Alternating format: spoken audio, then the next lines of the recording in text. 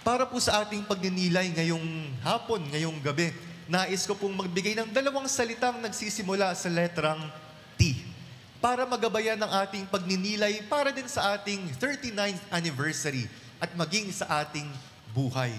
Masaya po no, yung anniversary, pero yung unang salita ko ay hindi masyadong masaya sapagkat ang unang T ay trahedya. Pakiulit po, trahedya. Wala pong madaling buhay. Lahat tayo ay dumadaan sa pagsubok, sa paghihirap, sa trahedya. Bihira po natin gawin to, pero pag ninilayan po natin ang pangalawang pagbasa, isang sulat ni Apostol San Pablo sa mga taga-Romano. Ang ganda nga po actually kung pinakinggan at nabasa po natin, yung sinasabi ni St. Paul, nagbibigay siya ng papuri sa Diyos. Napakayaman ng kabutihang loob ng Diyos. Hindi natin matarok ang kanyang pag-iisip. Pero alam niyo po ba yung sinabi niya? Marami siyang sinabi bago niya nasabi ito. Sapagkat sinabi niya ito sa dulo ng kanyang sulat. Yung nauna po doon, nagninilay siya sa isang trahedya. Sapagkat ang Diyos ay nagtawag ng isang tao para sa kanya, ang bayan ng Israel. Yung tao na ito ay kanyang hinanda, binigyan ng mga hari, ng mga propeta, ng batas, lahat ng kailangan nila, hinanda ng Diyos dahil sa tamang panahon, ipapadala ng Diyos sa kanila ang kanyang anak. At alam niyo po ang trahedya, pagkatapos ng 1,000 taong paghahanda, nung dumating na yung anak ng Diyos, hindi tinanggap ng sarili niyang bayan. Hindi maintindihan ni St. Paul, bakit ganito ang nangyari? Binigay na sa kanila lahat-lahat at ayaw pa rin siyang paniwalaan. In fact, yung bayan na yun ng Diyos ang pumatay sa anak ng Diyos. Trahedya. Dumarating ang trahedya sa ating buhay. At minsan hindi natin maintindihan kung bakit kailangan hayaan ng Diyos na mangyari ito. Kanina po, no, nakikinig kami sa mga nagbibigay ng kanilang patotoo, yung mga witnesses nila. Iba po, no, kapag nakakarinig ka ng kwento ng pananampalataya, laging nagsisimula yan sa isang problema o sa isang trahedya. Nagkasakit yung isang tao, nawala ng trabaho, nakulangan ng pera. Iisipin natin, anak ako ni Yahweh El Shaddai. Nananalangin naman ako at sumasampalataya. Bakit ako kailangan maghirap? Laging merong trahedya. Pero hindi nagtatapos doon ang lahat. Dahil ang pangalawang T po natin ay tagumpay. Pakiulit po. Tagumpay. Palakpakan natin si Yahweh El Shaddai. Ang ganda po ng tema, no? Pag pinapakinggan natin yung mga nagpapatotoo, meron akong may karamdaman ako, sumasakit yung ulo ko noon, at nagsusuka ako. Merong trahedya. Pero nagdasal ako kay Yahweh El Shaddai, nanampalataya ako, at umukay ang aking kalusugan. Trahedya, tagumpay, at ang nagtatawid doon ay si Yahweh El Shaddai.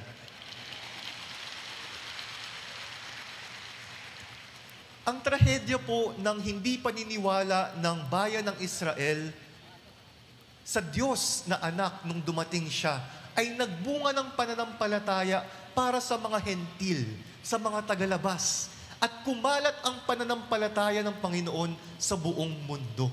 Sa atin pong ebanghelyo, narinig natin, tinatanong ni Jesus yung mga alagad niya. Hindi naman nakikimarita si Jesus, no? Pero tinatanong niya, sino yung anak ng tao? Sino ako para sa mga tao? Sino yung tingin nila sa akin? At sinabi ng mga alagad, nireport nila, sabi po ng mga ibang tao, kayo po ay si Elias o si Jeremias, isa po sa mga sikat na propeta. Pero tinanong ni Jesus, kayo, para sa inyo, sino ako? At ang sumagot dito ay si Simon. Sinabi niya, kayo po ang Kristo, ang anak ng Diyos na buhay. At sinabi sa kanya ni Jesus, pinagpala ka. Pinagpala ka, Simon, dahil itong pagpapahayag ay hindi mo nalaman dahil sa kung sino mang tao. Pinakita ito sa iyo ng aking Ama. At dahil dito, sinasabi ko sa iyo, ikaw ay Pedro. Simon Pedro. At sa ibabaw ng batong ito, itatayo ko ang aking simbahan. Si San Pedro ang unang Santo Papa. Alam niyo po,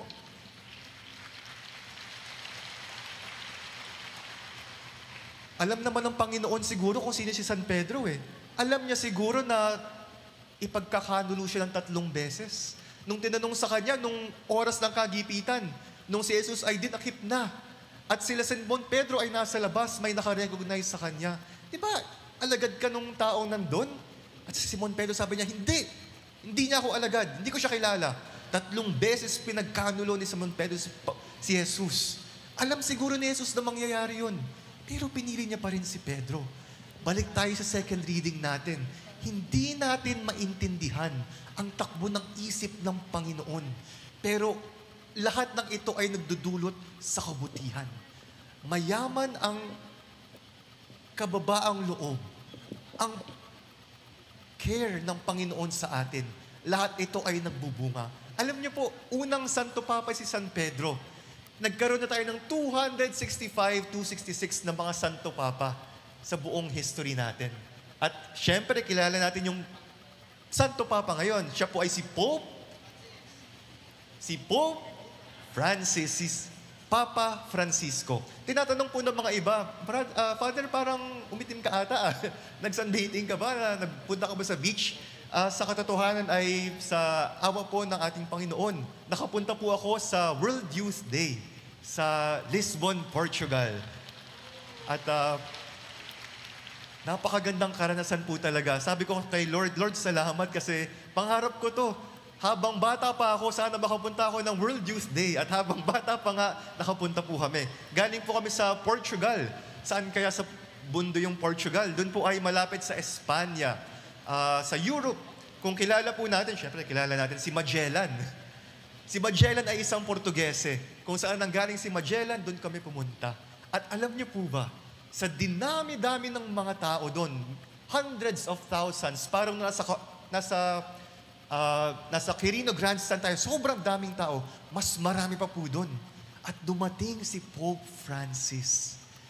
Ang hirap lang po kasi ang daming tao, hindi ko siya nakita personally, kagad. Nung pumunta kami doon sa park, ang daming tao, daming kabataan, halo-halong mga lahi.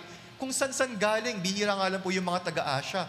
Kami mga Pilipino, siguro mga 250. Yung iba, mga Espanyol, mga Amerikano, mga Canadian, mga Pranses, mga Aleman, lahat halo-halo. Hindi namin makita si Pope Francis. Nag-give up na kami. Alam niyo, wala tayong mapapala dito, hindi natin siya makikita. Umalis kami ng malungkot. Tapos nakita namin, nung umaalis na po kami, may isang street, isang eskenita, ang daming pulis. Teka.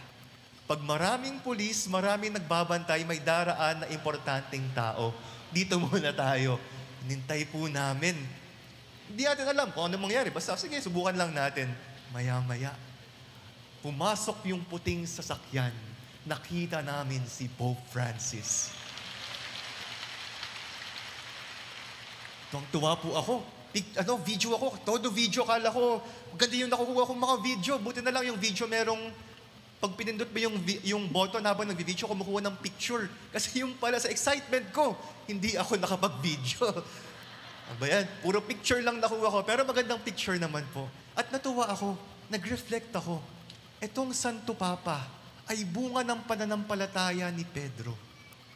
Isipin niyo po yun ang Pedro na simpleng tao na nagkanulo kay Jesus, trahedya sana, ginawang tagumpay ng Diyos. At ngayon, 2,000 years later, buhay na buhay ang simbahan, kalat sa buong mundo. Andito pa mga anak ni Yahweh El Shaddai.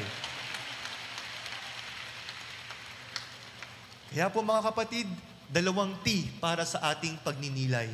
Pasasalamat para sa ating 39th anniversary. Trahedya. Walang madaling buhay.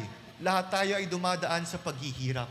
Ngunit hindi nagtatapos doon ang ating pananampalataya.